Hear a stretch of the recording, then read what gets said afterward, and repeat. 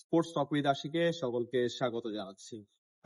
সাকিব আল হাসানের ইস্যুটা, সাকিব আল হাসানকে কনভিন্স করা হয়েছে গতকাল। চারজন ডিরেক্টর মিলে আসলে একটা বৈঠক বসেছিল সাকিব আল হাসানের সঙ্গে। সেই বৈঠকে আসলে সাকিব আল হাসানের সঙ্গে কথা হয়েছে যে তাকে কবে নাগাদ ফেরাতে পারে বাংলাদেশ জাতীয় দলের হয়ে। আপনারা অবশ্যই এই বিষয়ে অবগত যে সাকিব আল হাসান তাকে কিন্তু দলে নেওয়ার জন্য বিবেচনা করা হচ্ছে এবং বোর্ড কর্মকর্তারা এটাও বলেছেন যে যদি সাকিব আল হাসান ফিট থাকেন, তার খেলার যদি অ্যাভেলেবিলিটি থাকে, তাহলে অবশ্যই বোর্ড তাকে বিবেচনা করবে দলে নেয়ার জন্য। এবং তাকে এটাও বলা হয়েছে যে আসলে তাকে কেন্দ্রীয় চুক্তিতে রাখার প্রস্তাবও করা হবে বিসিবিতে। অলরেডি যেসব ক্রিকেটাররা কেন্দ্রীয় চুক্তিতে থাকবেন তাদের তালিকা করা হচ্ছে এবং সেখানে আমরা যতটুকু শুনেছি সাকিব আল হাসানের নামটাও ইনপুট করা হয়েছে। ইভেন গতকাল রাতে যে বোর্ড মিটিংটা হয়েছে সাকিব আল হাসানের সঙ্গে, সেই বোর্ড মিটিং আসলে সাকিব আল হাসানের সঙ্গে আলোচনা করা হয়েছে যথাসম্ভব পাকিস্তান সিরিজেই সাকিব আল হাসানকে দলে চায় বাংলাদেশ ক্রিকেট বোর্ড। আপনারা সবাই জানেন যে বাংলাদেশ নিরাপত্তা ইস্যুর কারণে ভারতীয় বিশ্বকাপ খেলতে যেতে চায়নি। সেখান থেকে আসলে আইসিসি ভারত বিশ্বকাপ থেকে বাংলাদেশের নামটা প্রত্যাহার করে দিয়ে স্কটল্যান্ডকে নিয়ে নিয়েছে। এবং এরপর হচ্ছে ইংল্যান্ড ক্রিকেট দল তারা কিন্তু আপত্তি জানিয়েছে ভারতে বিশ্বকাপ খেলা নিয়ে, এবং ভারতে আদৌ বিশ্বকাপ হবে কিনা সেটা নিয়েও শঙ্কা জেগেছে। কারণ নিপা ভাইরাস, সেই ভাইরাসটা আসলে সংক্রমণের সংখ্যাটা আসলে কিন্তু বেড়ে গিয়েছে। তো এত কিছুর মাঝে এত নাটক, তারপরে অনেক আলোচনা সমালোচনার মাঝে কিন্তু সবচেয়ে একটা বড় টপিক হয়ে উঠেছে এখন বাংলাদেশের জন্য সাকিব আল হাসান।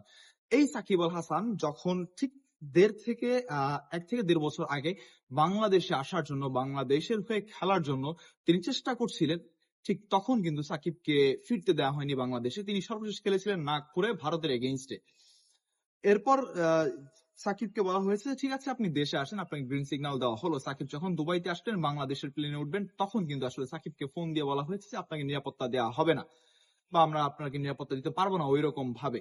সো তাহলে এখন কিভাবে আপনারা সাকিব আল হাসানকে নিরাপত্তা দিবেন? এখন কিভাবে সাকিব আল হাসানকে আপনারা দলে ফেরাবেন? এইটা হচ্ছে বড় প্রশ্ন। সমর্থকদের মনে একটা প্রশ্ন থাকছে যে আসলে বিশ্বকাপে যাওয়ার ব্যর্থতা ঢাকতেই কি সাকিব আল হাসানের নামটা তুলে আনা? আমি আপনাদেরকে আবারও ক্লিয়ার করছি, আমি গত কয়েকটা ভিডিওতে আপনাদেরকে ক্লিয়ার করেছি, এখন আবারও করছি যে বিশ্বকাপ যাওয়ার ব্যর্থতা এটা আমাদের ব্যর্থতা না।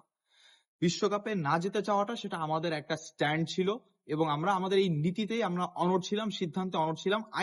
খোদ আইসিসি আমাদের বাঁকাতে পারেনি।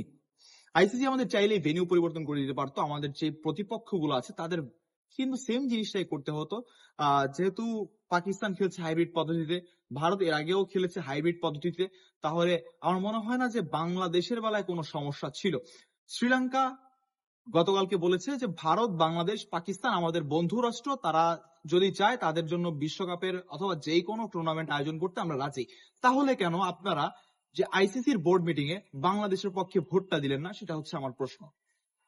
এবার সাকিব আল হাসানকেই কেন নিয়ে আসা হচ্ছে? হ্যাঁ, বাংলাদেশের ক্রিকেট পার্সপেক্টিভে এখন আপনি যদি চিন্তা করেন তাহলে হ্যাঁ, সাকিব আল হাসানকে খুব দরকার, মেজর দরকার। কারণ আমরা ব্যর্থ আরো একজন সাকিব আল হাসান তৈরি করতে। সাকিব আর কয় বছর খেলবেন? 2 বছর, 1 বছর, হয়তো এই দেখা গেছে 12 মাস 24 মাস এই এতটুকুই সাকিবের খেলার মেয়াদ থাকবে। এরপর আসলে কি হবে? এরপর যেটা হবে যে এই যে সাকিব আল হাসান বিহীন যে দল 1.5 বছর ধরে চলছিল, সাকিব আল হাসান বিহীন কিন্তু এরপর কিন্তু সারাটা জীবন চলতে হবে।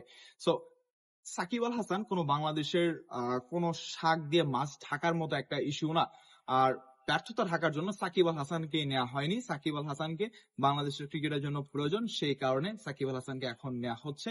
এখন আমরা ধরে নিচ্ছি যে পাকিস্তান সিরিজে সাকিব আল হাসান ফিরবেন বাংলাদেশের জার্সিতে, লাল সবুজের জার্সিতে। তিনি বলেছিলেন যে দেশের মাটিতে একটি পূর্ণাঙ্গ সিরিজ খেলে আসলে তিনি অবসরে যেতে চান।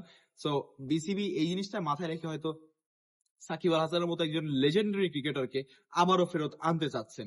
বাট বিসিবির এই সিদ্ধান্তকে আমি যতটা অ্যাপ্রিসিয়েট জানাই, ঠিক ততটা প্রশ্নবিদ্ধ করি যে 1.5 বছর আগে যখন সাকিব আল হাসান দেশে আসতে চেয়েছিলেন, দেশের হয়ে খেলতে চেয়েছিলেন, তখন আপনারা কেন সাকিবকে নিষেধ করেছেন? তখন কেন আপনারা বলেছেন যে নিরাপত্তা দিতে পারবেন না?